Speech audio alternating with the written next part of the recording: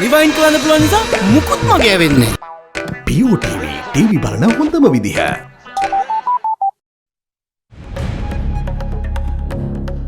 Making headlines on First at 9. Where's the proof? Lord Naseby bewildered as to what evidence there is of torture against Sri Lanka during the time of the conflict. We have seen some heavy handling, and that's to be deplored, but not real torture. Calls on the US and UK to withdraw resolution against Sri Lanka. Now called upon the UK and the USA to withdraw the motion against Sri Lanka. Not good enough.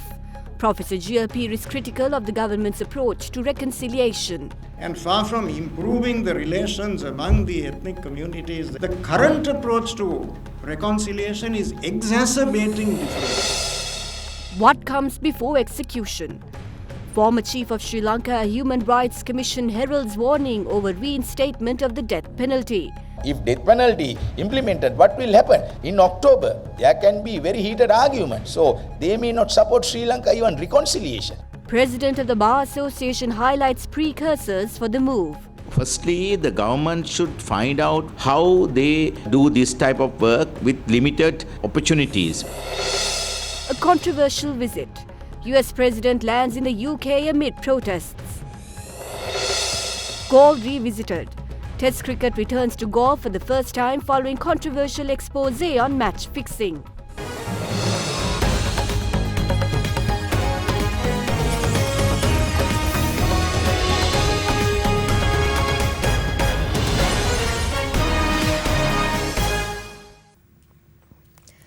A very good evening to you and welcome to First at 9. I'm Katharina Chang. Now on to your top story tonight. The topic of the capital punishment took centre stage once more today, with sources within the Department of Prisons saying that the department is currently engaged in discussions with the Ministry of Justice to seek other methods of execution in place of asphyxia. Meanwhile, prison spokesperson Tushar Upuldene revealed that applications will be called for the position of hangman. The Cabinet of Ministers unanimously agreed to reinstate the capital punishment on Tuesday. With the decision already making waves within the society, President Maithripala Sirisena yesterday said that he will sign off the death penalty for convicted criminals who continue to be involved in drug trafficking from within their prison cells. With these latest manifestations, the dialogue whether the death penalty is necessary or not intensified within the country. From the time of British rule to 1975, death sentence was imposed on persons convicted of serious crimes in Sri Lanka, and on the 22nd of November in 1975, the death sentence was suspended. At present, 1,248 persons have been sentenced to death languish in prisons, while 874 from that figure have appealed against their sentence. 17 offenders from the overall total are convicted for drug-related offences and are sentenced to death. The Prisons Department have all the necessary equipment needed to implement the death penalty. We have imported the rope that is used for execution from Pakistan. We have vacancies for the position of hangman. Those who were employed in 2015 quit their job. We intend to publish a newspaper advertisement in the coming days to recruit people for the position. Those applying for the position should have passed the ordinary level examination with 2 credit passes. While some sees the president limiting the capital punishment to serious drug-related convicts as a delusion of what was agreed by the cabinet, others who oppose it believe that there is much to be done before getting to executions. Speaking on the matter, former chief of the Sri Lanka Human Rights Commission, Dr. Pratibha Mahanamehewa, says that this should be a collective decision of the country and not only of the cabinet. They have taken the decision in the cabinet without proper dialogue. All the civil society must participate before taking a decision. So this is not a national decision, this is only a cabinet decision. Sri Lanka signed 1976 Civil and Political Rights Convention. In that convention, one of the major term is where to protect the civilians' death penalty. If someone is going to execute, it is really violation. There is a pending resolution in the United Nations Human Rights Council. Are they going to pass another resolution? If death penalty implemented, what will happen? In October, there can be very heated arguments. So they may not support Sri Lanka even reconciliation. Why they are supporting Sri Lanka? Sri Lanka protecting fundamental human rights. Now in this case, finally what will happen? we can lose GSP plus whatever the benefit, tax benefits given. All these benefits are given for a state which protect the fundamental human right. When First at 9 interviewed the president of the Sri Lanka Bar Association, attorney at law UR De Silva, he questioned as to how the prisoners got their hand on communication equipment when they are under strict observation while in prison. We are of the view it is very difficult to find out on what basis they are going to find out how these people have done something inside the prison. It is important to note if the government is of the view that the condemned prisoners are doing some illegal work inside the prison, then it is important to note the prison authorities have done something wrong. Firstly, the government should find out from the prison authority how they do this type of work with limited opportunities. So if the president is going to depend on the report given by some authority, I am afraid it is not good for the country. Amnesty International, a global movement of more than 7 million people who campaign for human rights, says that Sri Lanka must pull back from any plans to implement the death penalty and preserve its long-standing positive record on shunning this cruel and irreversible punishment. Amnesty International recorded at least 2,591 death sentences imposed in 53 countries worldwide in 2017, down 17% from the reported 3,117 death sentences imposed in 55 countries in 2016. China was the country that has seen the most number of death sentences, with 1,000 last year. The death penalty was imposed or implemented for drug-related crimes in 15 countries. In at least 4 of those countries, it was imposed as the mandatory punishment for such offences. Archbishop His Eminence Malcolm Cardinal Ranjit also expressed his views over the matter today. According to the religion we teach, the life of a human being is so valuable. We at any cost do not agree to ending that life. If people who are sentenced to death continue to be involved in crimes while in prison, I don't see any injustice in implementing the punishment that they're given. The decision to reinstate death penalty today lit up the political arena. If the country, society and the lives of the younger generations should be saved from the drug-related crimes, we should take this decision. Drug trafficking cannot be eradicated just by reinstating the death penalty. I would encourage him to do it, but if he does not follow through after giving his word, the situation would get worse. Vijayakala Maheshwaran, in a telephone conversation with Ranjan Ramanayake, said that Tamil politicians are the ones who take drugs to the north. She said that it is done with the help of the police. Now the president can implement the law.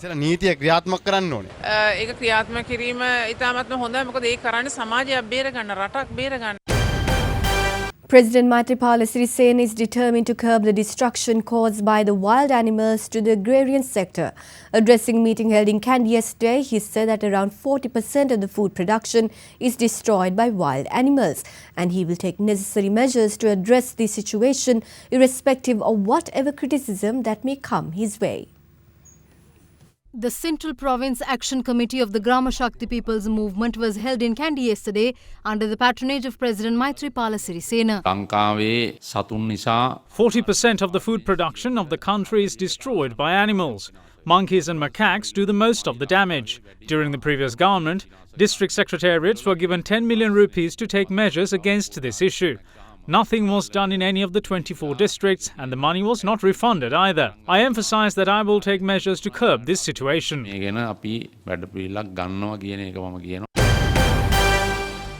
Prime Minister Ranil Wickremesinghe today expressed the government's commitment to raise the standards of education in the country. Addressing an event at the Temple Trees this morning, the Premier revealed government's plan to introduce legislation which would ensure the improvement of standard of education across the island. The first phase of the scholarship program Subaga commenced today at the Temple Trees under the patronage of Prime Minister Ranil Wickremesinghe. Students who excel in sports, arts, new inventions and other fields were awarded scholarships to harness their potential. There is no point in talking about the past and we must focus on the future. I've advised the Education Minister to introduce legislation to improve the national education standard. This standard will be implemented in the schools after a few years. The rule will permit action against teachers and education officials for not implementing the National Education Standard. This specific standard should be achieved systematically, and we don't expect all schools in the country to achieve the education standards of Colombo. But the standard must be achieved gradually, and the particular law will ensure it. Also, only those with teaching certificates will be admitted into the system. We will also give some time for those who have passed the teaching examination to be properly trained. The lack of implementation of this law will see officials of the Education Department being punished. මේක නෙකරුවත් මං හිතන්නේ මුළු අමාත්‍යාංශයම දඬුවම් කරන්නට තෝරන නීති. Lord Naseby from the British House of Lords reveals that he has found no evidence of torture taking place in Sri Lanka during the time of conflict. Accordingly, he calls on the United States and the United Kingdom to immediately withdraw the resolution against Sri Lanka at the UNHRC. Lord Naseby was speaking exclusively to First at Nine's Indiveri Amuwatta in London while taking part in the programme at Hyde Park. The full interview with Lord Naseby, hosted by our very own Indiveri Amuwatta on her programme at Hyde Park, will be on air at 10:30 tonight, right here on Sri Lanka's news channel, Derana 24/7. That after the war, the Sri Lankan army was accused of a whole lot of alleged war crimes. And as you may recall, I a couple of years ago now had a Freedom of Information inquiry into Colonel Gash and his dispatches as the UK Defence Attaché based in Colombo. He was there in the field from January 2009 right up to May the 18th or 19th when the Tigers were defeated. So I thought there might be something interesting in those dispatches. There was. That proved to me, and I think everybody else outside, that there never was a policy to kill Tamil civilians. And secondly, the numbers killed certainly were not 40,000, which is what the UN suggested, was a probable number. Maybe some people in the UN said as many as 100,000. But the figures there were 5,000 to 6,000. Now that prompted me to think about, well, at the same time that we, that is with Sri Lankan, those of us who take an interest, were realising what was happening in Sri Lanka, which was a war, yes, but not with all these torture and other dimensions on top. At the same time as you were doing that as a country, the UK and the USA were doing some of these horrendous humanitarian activities. So I thought, that's wrong. And I've now called upon the UK and the USA to withdraw the motion against Sri Lanka. Because, you know, the Sri Lankans were not involved in this sort of thing. And it's quite wrong that there's this motion. So I think it should be withdrawn. Now, I have asked the ICRC, quietly and privately, 3 different senior people at different times on 3 different visits. Have you seen any evidence, and they're everywhere in Sri Lanka, as you know as well as I do, of genuine torture as defined by the Geneva Convention? The answer I've had each time has been no. We have seen some heavy handling, and that's to be deplored, but not real torture. That against the report that I mentioned right at the beginning of this interview, where it was real torture, shows that there is a big difference between what the West has allowed to happen in relation to terrorists and what Sri Lanka has done in relation to terrorists. The full interview with Lord Naseby, hosted by our very own Indiveri Amuwatta on her programme at Hyde Park, will be aired at 10:30 tonight, right here on Sri Lanka's news channel, Derana 24/7. The chairman of Sri Lanka Podujana Perumuna, Professor G.L. Pieris, is adamant that the government's policy on reconciliation is not yielding desired results. Speaking at an event held at the University of California today, he said that the government's policy on reconciliation is in fact exacerbating differences between ethnic communities instead of improving relations. Now, it is my candid assessment that the present government's policy of reconciliation is not successful. In fact, this policy is creating bigger problems that did not exist earlier. And far from improving the relations among the ethnic communities, the current approach to reconciliation is exacerbating differences, aggravating tensions. Reconciliation, of course, you have to address minority grievances and minority aspirations. But in no country can reconciliation succeed against the will of the majority. You have to carry the majority with you. If the majority feel insecure, suspicious, and do not identify themselves with the initiatives that are taken in the name of reconciliation, then you cannot expect to achieve success. Today, we have very clearly a situation in this country where the majority community feels alienated from the reconciliation process. Not only the majority, even the minorities. How can there be democracy even at the basic level in a country where elections are not held? Now, provincial council elections, as I speak to you today, in 3 provinces of this island, there have been no provincial councils. There have been no elected representatives of provincial councils for 10 months. The North Central Province, the Sabaragamuwa Province, and the Eastern Province. By October this year, in 6 of the 9 provinces of Sri Lanka, there are no provincial councils. So, far from the Tamil community getting more devolution, the Tamil community gets zero devolution. No devolution at all. It's all controlled from the center. So, the Tamil National Alliance has a lot to explain to the Tamil people. What have they promised? What have they delivered? Our government under Mahinda Rajapaksa held provincial council elections in the north, knowing very well that we could not win. But a lot that is being done in the name of reconciliation is clearly the product of external pressure. Then you have a constitutional reform process which is opaque. It is lacking in any kind of transparency. Is there equality of treatment of the north and the south? Not at all. Police are not allowed to take any action in the north. So there is an obvious contrast. Then reconciliation must take into account sensitivities of people. Are we doing that? When it is said that Buddhist temples cannot be built in the north, and there's a massive outcry against the building of Buddhist temples, does that help the reconciliation process? So we strongly believe that the way to begin is by improving livelihoods for the northern people. This change, is it a change for the better or a change for the worse? Former President Mahinda Rajapaksa accuses the government of using strategic means to manipulate the fuel prices. Issuing a special statement with regard to the increased fuel prices today, the former president says that in order to prevent a public outcry, the government will first allow the Lanka IOC to increase their fuel prices so that the public would be less concerned when CPC also increases their prices. Calling it devious, the former president accused the government on resorting to the standard practice of price manipulation in the large-scale retail industry in an attempt to collect more tax revenues from consumers. He also highlighted that there has been an unprecedented fuel price hike within a period of 8 weeks. Meanwhile, comparing global crude oil prices during his tenure and now, former President Rajapaksa also said that global crude oil prices were always high during his tenure, pointing out that the present crude oil price of $78 per barrel is very low compared to the price that prevailed during his tenure. The former president called on the government to explain as to why the fuel price is disproportionately high today. He also questioned the nature of the newly implemented price formula, which nobody has seen. The joint opposition today accused the prominent politicians are behind criminal activities prevailing in the country.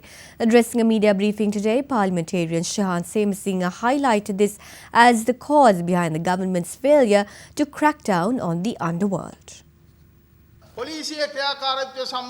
No citizen in the country is happy with the way the police is working. The police media spokesperson has been advised by the government to work as the spokesperson for the underworld instead of his primary role. It is disgraceful to defend criminals while the victim is criticized. The government can't control the underworld because it is being steered by high-level officials in the government. Those who are in the government know that if they try to control the underworld, prominent names within the government will surface. The national organizer of the United National Party, Minister Navin Dissanayake, today revisited the controversy surrounding the recent comments made by MP Vijay Kala Maheshwaran in support of the LTTE. Addressing a media briefing at the party headquarters today, he insisted that MP Vijay Kala be stripped of her parliamentary seat in addition to a state ministerial position. We haven't closed any of the army camps. We challenge to name a camp that is closed. Pro-LTTE groups have organised the alleged celebrations without the permission of the government with the photograph of Prabhakaran.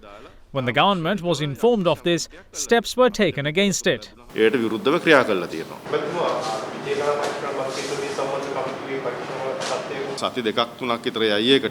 will take around 2 or 3 weeks. An impartial report will be submitted to the President.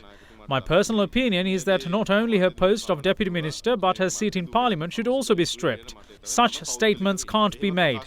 UNP is a party which had leaders who removed parliamentarians for attempting to divide the country. You are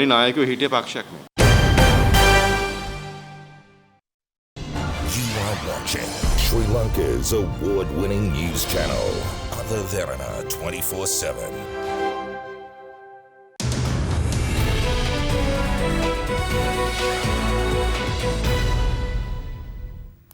Welcome back to the news.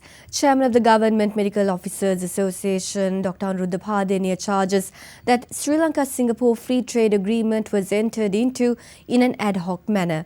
He expressed these views at a seminar regarding the Sri Lanka-Singapore Free Trade Agreement organised by the Professionals National Front today. A seminar highlighting discrepancies found in the Sri Lanka-Singapore Free Trade Agreement was held in Colombo today. Parliamentarian Dinesh Gunawardena, as well as the leader of the SLPP, Professor G.L. Pires, as well as former Defence Secretary Gotabaya Rajapaksa were in attendance.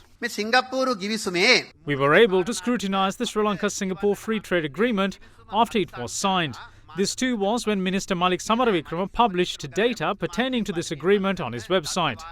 We were not able to find clauses that were favourable to Sri Lanka. We have proof of Minister Malik Samaravikrama entering into this agreement without even informing his own party members and without presenting it before Parliament. He was able to secretly get cabinet approval for this agreement.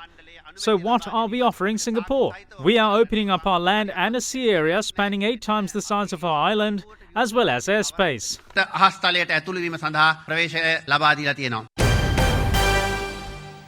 The All-Share Price Index ended 0.43% higher at 6,118.80, its highest close since July the 2nd, and the turnover stood at 586 million rupees, less than this year's daily average of 902.7 million rupees.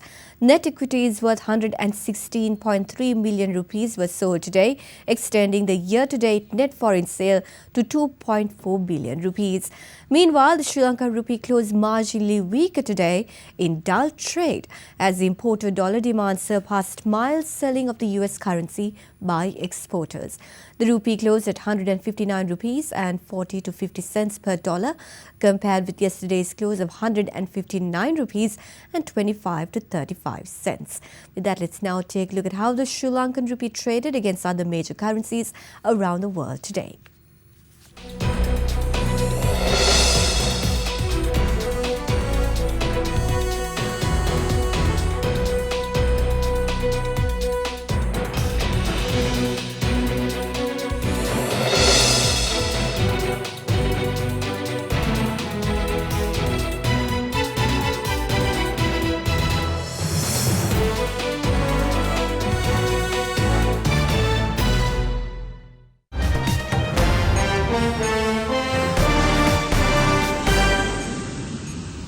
US President Donald Trump arrived in the UK and will meet Prime Minister Theresa May today as she pushes for a post-Brexit trade deal just days after he said the UK was in turmoil. During the 2-day working visit, Trump is also set to spend time with the Queen. Extra security has been put in place as large-scale protests are expected. In the meantime, speaking after a 2-day summit in Brussels, the US President said that NATO countries have agreed to increase their military spending and therefore it is presently unnecessary to consider quitting it. He added that Britons like him a lot and that he is fine with the protests being held against him. anti-Trump placards are being prepared in anticipation of US President Donald Trump's visit to Britain, and a high-security metal fence has been erected outside the US ambassador's residence, Winfield House, in London, where Trump will stay overnight.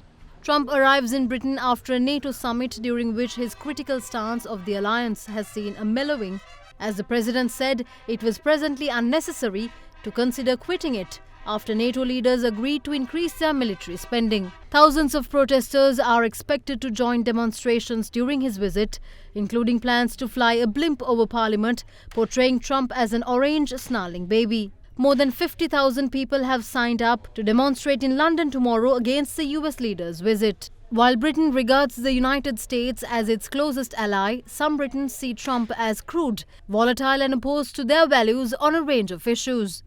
The president will travel to Chequers, May's country residence, tomorrow for talks on a range of foreign policy issues. This will include a working lunch followed by a news conference. Trump will then travel to Windsor Castle to meet Queen Elizabeth. Trump is also due to travel to Scotland, where he owns 2 golf courses, and Scotland's interim police chief has said more than 5,000 officers would be needed to cover the trip, including specialist riot and armed forces. You are watching Sri Lanka's premier news channel, Derana 24/7.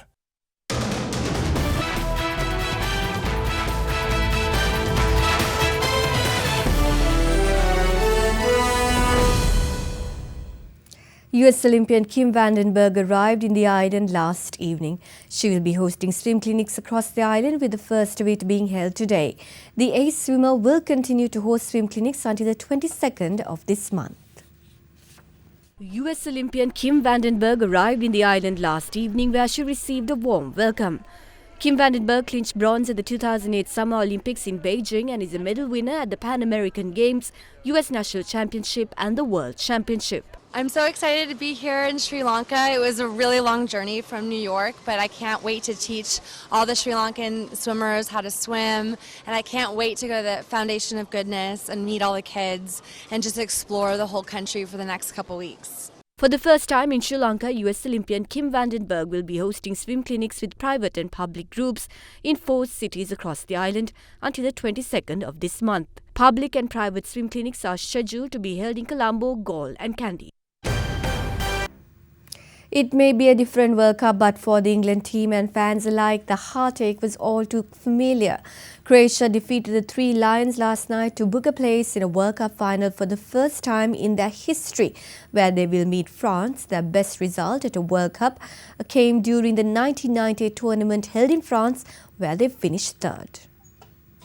It was going to be the day where England win a World Cup semi-final into their first ever World Cup final, and England go home, where a hero's welcome await. You are watching Sri Lanka's #1 news channel, Derana 24/7. Let's now take a look at your weather forecast for the next 24 hours.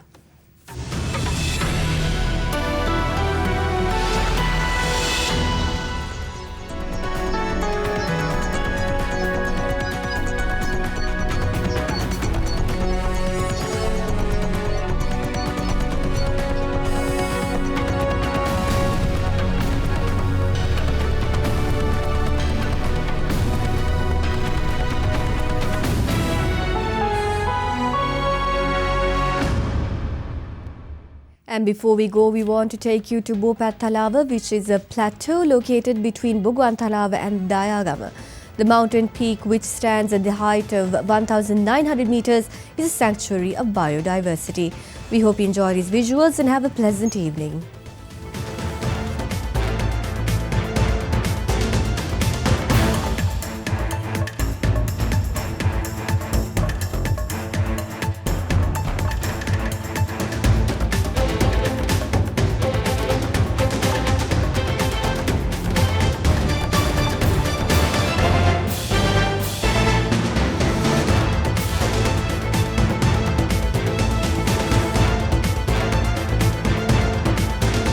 Bringing you the news and information 24 hours a day.